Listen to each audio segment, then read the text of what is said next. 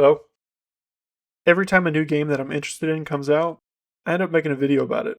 Usually it's a review or a retrospective. This time, I had one of the dumbest ideas I've ever had. Instead of making a video talking about Halo Campaign Evolved, let's beat the game on Legendary during my workday. The rules are simple. Legendary difficulty, no modifications. I couldn't call in sick or take a PTO day. If an email came in, I had to acknowledge it. If the phone rang, I had to pause and answer it, all while trying to finish the game in a single 8-hour business day. To keep myself accountable, not only did I have the live split in the top left corner, I also had the real time in the top right. Oh yeah, I forgot to mention, this is my first time booting up Halo Campaign Evolved. I've played the original Halo plenty of times, but for this challenge, I wanted to go into the remaster completely blind. After answering a couple of quick emails, getting my settings somewhat right, and making sure everything was actually recording, it was finally time to start. Let's see if I can do it. To start the challenge, Pillar of Autumn. To start with, I was pretty confident. I'd played this level plenty of times, and I knew mostly what the routes were. My only concern was getting lost in the mazes at the end, getting to the life pods. But overall, throughout the whole level, I was weaving in and out of encounters. I did run into some issues with the first couple of elites, but nothing too crazy. And for me, getting used to not only the controls, but also the difficulty, it wasn't that much of a struggle.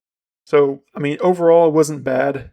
The only real part I got stuck at was a U-shaped hall for roughly about 5 minutes. I think I had somewhere between 15 and 20 deaths. But after I got past that, the only real issue I had was the stairway, but I only had a few deaths. And I finished this level in roughly about 30 minutes. And so first off, I thought, hey, it's not as bad as I thought it was. So I was coming off pretty confident coming from the Pillar of Autumn, but I knew what was coming up next. It was Halo. This is the first open level, and it's huge.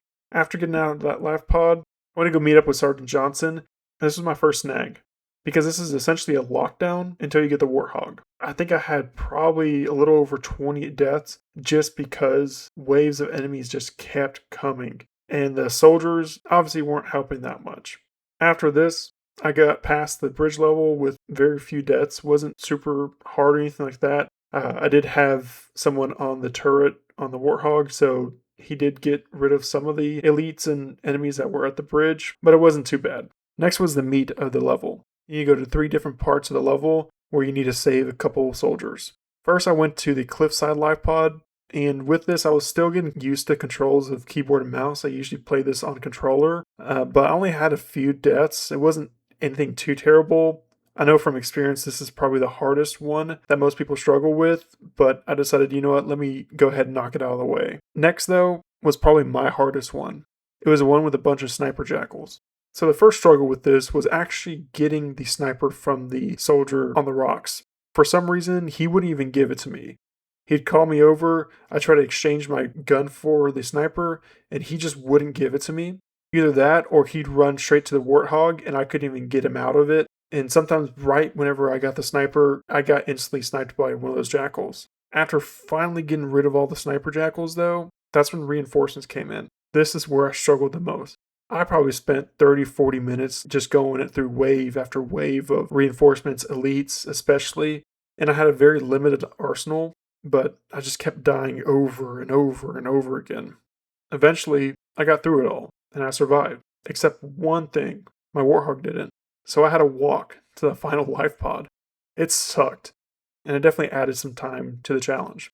I'd have to say the last one was probably the easiest for me.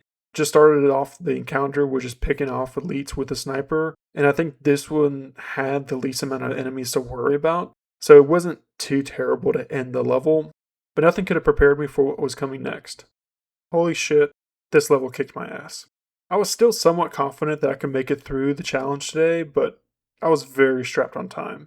Going into this, I knew that truth and reconciliation was a major roadblock for many players, but I still had some confidence. Boy, was I wrong. This level started off just fine, getting through some of the Covenant roadblocks and encounters. Then I decided, you know what? Let me just run past everything. Let me get to the beach right before you get beamed up to the Covenant ship. That checkpoint, once I got there, was brutal. I had no reinforcements. I was in the middle of all the turrets, and waves of enemies just kept flooding in. I lost probably a good hour to just this encounter alone. Thankfully, Johnson helped just a little bit, but it was horrific. Johnson, you're not doing shit. Not only that, in the middle of this, I had to keep answering phone calls and emails that were coming in. Eventually, I killed the 2 hunters, and I was in this Covenant ship. Then, there was a mini lockdown with invisible sword elites that just kept coming in. I was stuck for another about 20 minutes here, including one where the last enemy was a grunt, and he decided to suicide bomb me, resetting me to the start of the encounter.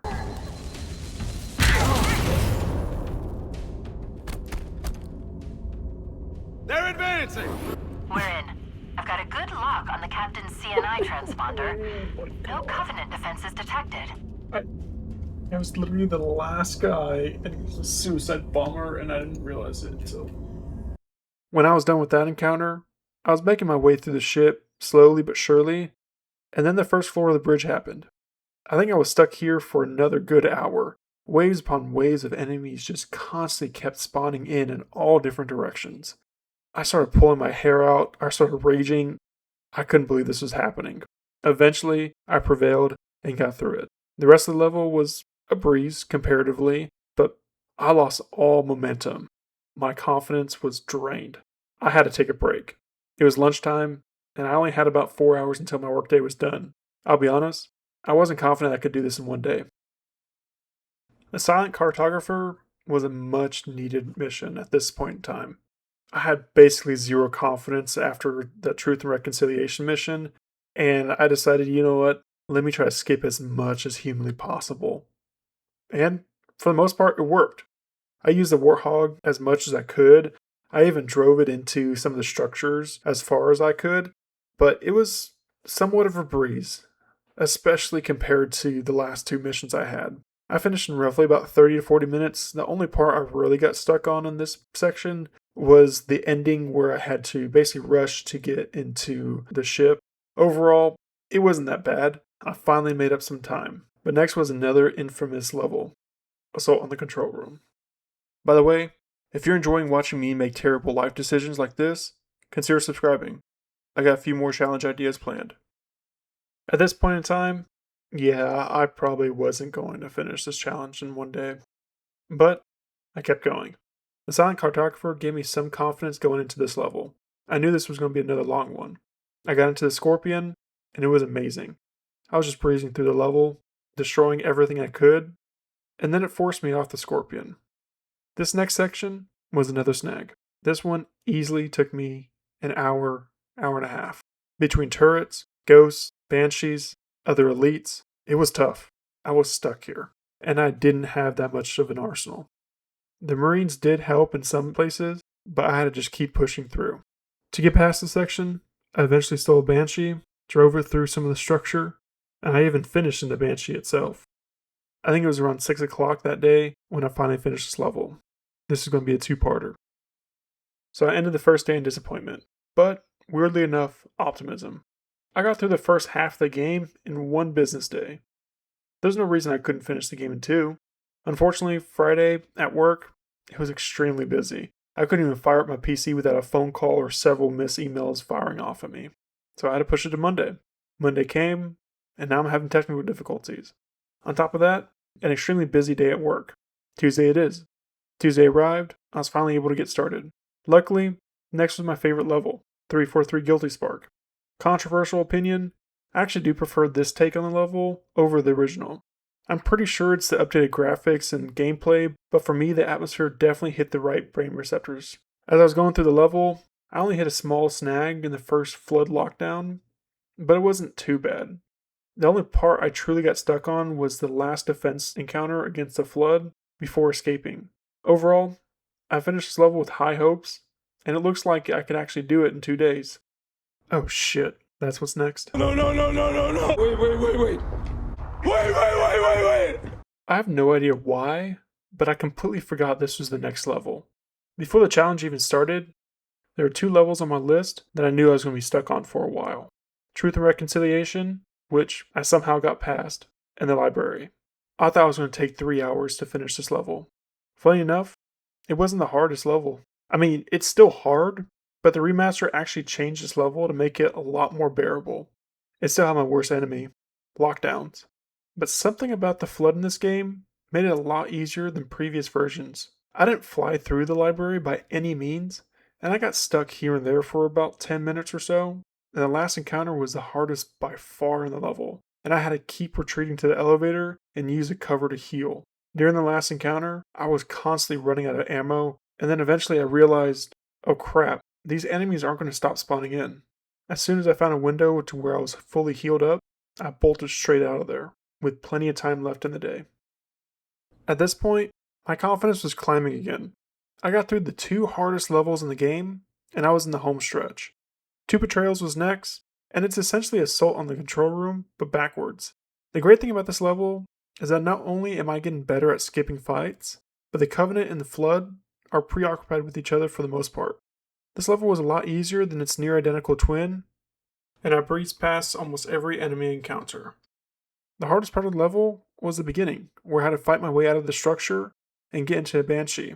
After that, I was slipping in and out of fights with relative ease. I'm finally in the home stretch, and there's no way I couldn't finish this challenge today. Right? I had 3.5 hours left of my workday, and only 2 missions left. First came Keys. Thankfully, throughout this level, the Flood and the Covenant were constantly fighting each other, and I was breezing past the first sections. Then, I got stuck in the section where hunters from both Flood and Covenant were fighting each other. I consistently got past them, but there was a barrage of elites and grunts right behind them. Explosions and errant plasma blasts kept me from getting through it. A few times I got past this room, but it was instantly met with more enemies, or some of the elites would follow me. I was stuck in this section for a long time, and it felt like I was hitting my head on a brick wall. The bad thing about this, I couldn't wait until the fighting was over, because there's an impossible amount of Flood chasing me from the previous room. Over and over again. I kept pushing and finally made it through. Then the encounter right before getting to the Covenant ship, another lockdown. I had to eliminate the remaining Covenant enemies, but the Flood was constantly coming in, and I felt like Anakin. They had the high ground.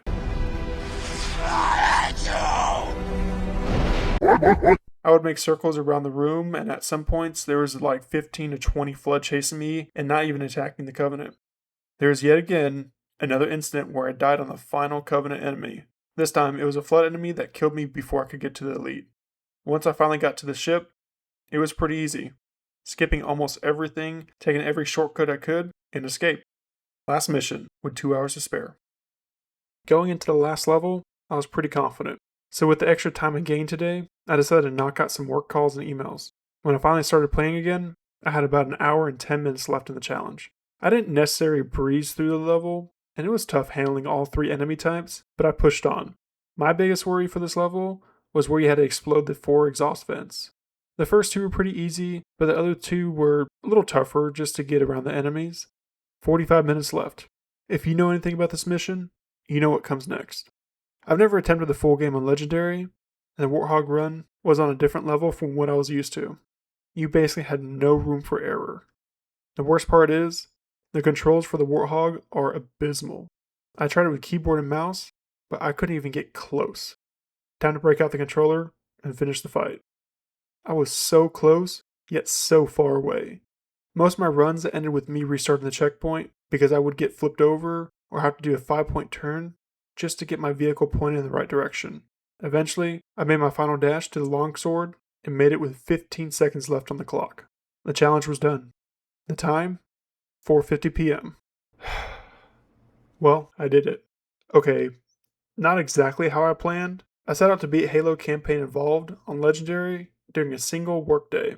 Instead, it took 2. Honestly though, between trying to beat one of the hardest shooters ever made on its hardest difficulty, while also, actually doing my job, I'm pretty happy with it. So, can you beat Halo Campaign Evolved on Legendary in 1 business day? Probably. Just don't ask me to do it again. If you enjoyed this challenge, let me know what other games you'd like to see me torture myself with. And if you enjoyed the video, consider subscribing. Thanks for watching.